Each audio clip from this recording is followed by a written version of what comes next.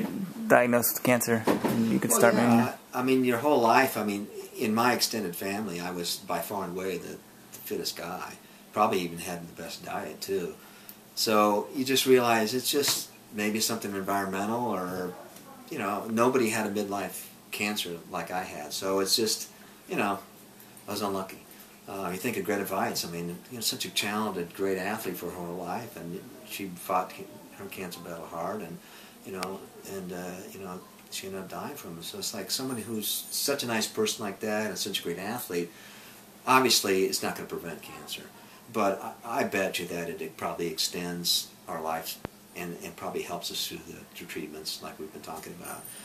So as an athlete, you know, knowing what I know now, I mean, I certainly think it helped me. I don't think if I would have had damage to my heart from the drugs I got, I would be, you know, doing 200s under 30 seconds, and I did a half this week in 2:11. I was thrilled about, you know, running under 5 minutes for a mile and training.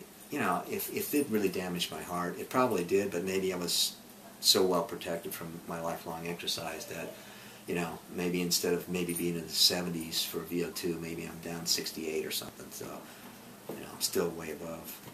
So I think it helps for sure. But again, it'd be nice to have this all quantified so that, you know, we can get more people out there doing it. And what was it?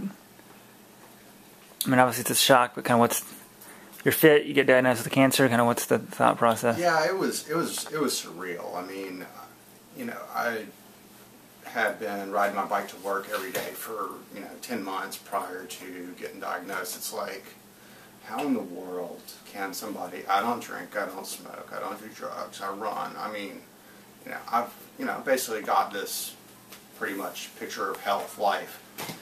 And all of a sudden I get hit with, by the way, you've got this extremely rare cancer that's going to kill you. And it's like, what in the world are you talking about? How does this happen? And in my case, it turns out it was a battery recycling plant that just happened to be on my running path. And, you know, just bad circumstance. That caused the cancer? That's pretty much what we attribute it to. You know? Wow. Because there are 2 cases of what I have, and there are only 20 cases a year diagnosed, and the other case is 1 mile away from here. There are 13 in this neighborhood. There are 13 rare sarcomas, all rare soft tissue sarcomas, all diagnosed in the same year. It's a 1 by 1 mile square neighborhood, so it's well, that's a whole cancer cluster. We can get Channel 4 News out here in a minute, but that's a whole other story. They've been out here. The city decided it was not a cancer cluster because they couldn't scientifically prove, because the cancers that are here are also rare, that there were no statistical probabilities of it happening this close together. So because they couldn't prove it scientifically, they said, well, it must not be. MD Anderson has come back and said it's a cancer cluster.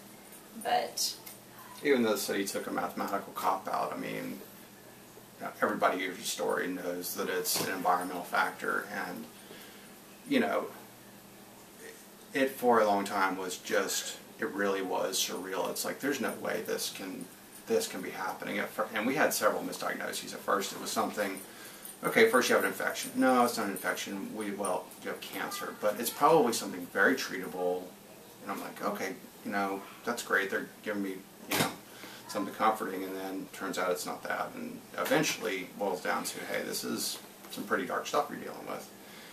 And but the adriamycin that they gave him, they had never been able to give anybody more than 6 rounds of because of the heart damage, and he handled 10 rounds and still doesn't have. See, I was told you could only get 8 cycles, and I got 6. Yeah, and they were willing to throw more at me if I needed it. Yeah. So. See, yeah, I asked, can I get more, and they said no.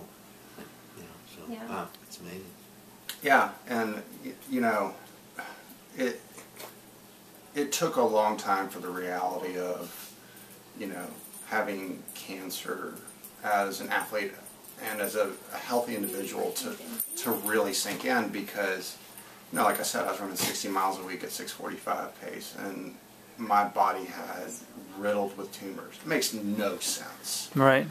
And but like Ken was saying, you know, I kept seeing this just really weird performance stuff. I'd run great for a couple of weeks, and then I'd peter out and be exhausted. And I was living on Mountain Dew just at work, and I was, just fatigued, just way more than I should have been. But I also had a really crazy schedule, and looking back, I realized it was a cancer. I ended up having a surgery in 2011. They pulled out 268 tumors, and it's kind of like, you got that much going on in your body, it's seriously eating up some energy. I had no idea that was going on, and this was after 10 rounds. So we had no idea what it was before. And as an athlete, you're out there and you're kind of just trying to fight through it, and it's like, I'm just having an off month or an off week or whatever it is. And once I realized I was fighting for my life, and it wasn't, oh, this is something, it's just a speed bump, 6 weeks I'll be back to good. It was like, I'm gonna use exercise as a way to try and cope with the situation that I'm facing, because running really had given me a lot of stability for 20 years of my life, and I was able to use it for a long time to help me, find some balance. And at this point I'm on hospice, and hospice isn't necessarily what you might think. I'm still working, pretty healthy guy, but medically there's not a lot they can do for me. So I'm just trying to maintain some fitness and use the pool to keep myself moving forward, and it really helps me feel better. I know that there's cancer in my body. I know that it's still there and it's growing, but if I can swim 30 minutes a day, 45 minutes a day, if I can lift to buy myself an extra 6 months, I'm going to do it. And I think one of the hard choices is, you have the ability every day to choose, am I going to live today, or am I going to let cancer determine the way that my life is going? And I just woke up one day and said, you know what, I may have been diagnosed with this, but it doesn't mean that it has to control my life. And so that's just kind of the stance I've taken. And I think as a runner, you're in the middle of a race, and you're like, man, I'm so freaking tired, my legs are burning. And you have to choose, okay, pull it together, focus, okay, get it together, okay, let's go. And I think the same kind of attitude is what's required to deal with cancer and the situations I found myself in. And it's kind of like, I wake up some days and I'm like, dude, I just don't feel like dealing with this. But you know what? Pull it together, focus. All right, just get up, let's go. Same thing. And it's something I pull from running.